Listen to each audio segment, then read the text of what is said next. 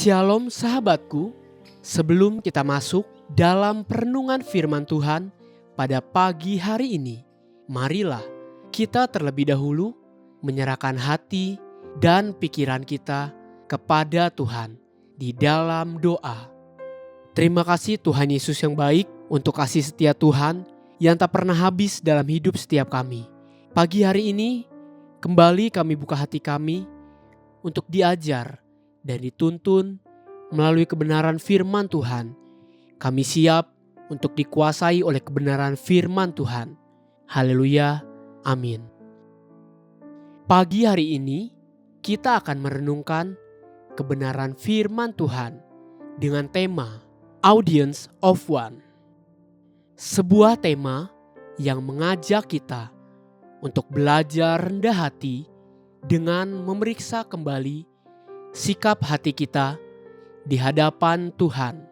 Mari kita buka Alkitab kita di dalam kitab Lukas 12 ayat pertama sampai ketiga.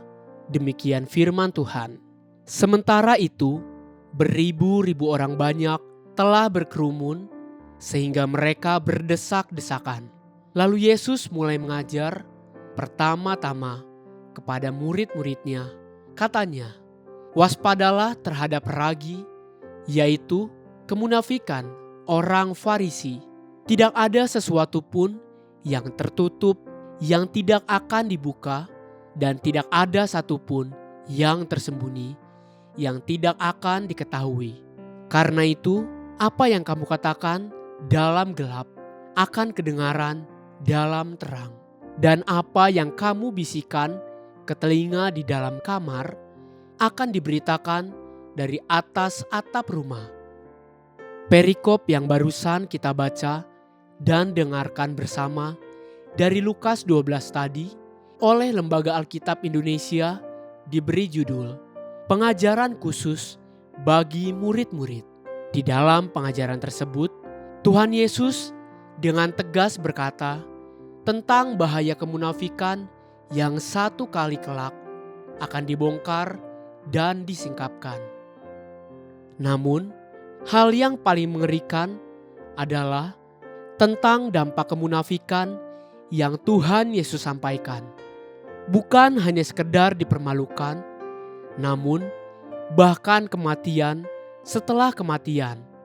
Itulah kebinasaan yang kekal.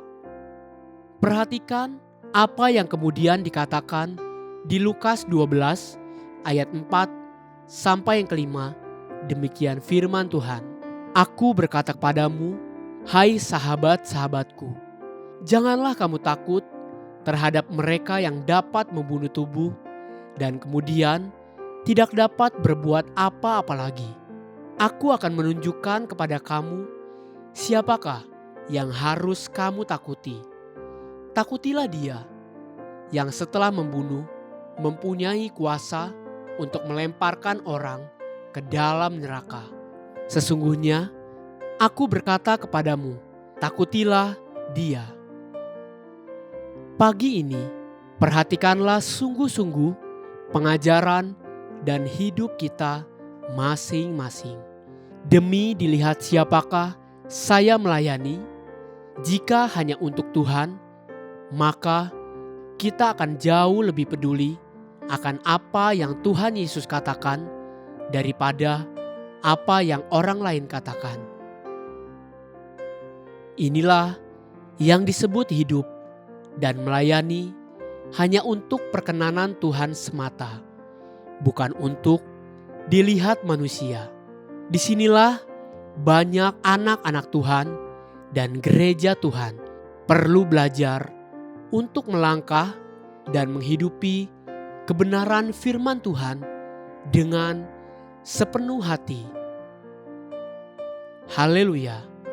Sahabatku, biarlah firman Tuhan pagi ini menjadi terang bagi langkah kita dan kekuatan bagi perjalanan hidup kita sepanjang hari ini.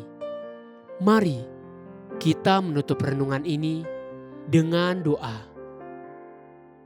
Tuhan, terima kasih untuk kebenaran firman-Mu yang sekali lagi mengingatkan setiap kami akan betapa pentingnya memiliki hati yang benar di hadapan Engkau. Bapa, ampuni setiap kami kalau kami banyak melakukan kesalahan, terutama dalam melayani Engkau. Kami mau untuk terus merendahkan hati kami di hadapan Engkau. Amin. Jesus loves you and so do I.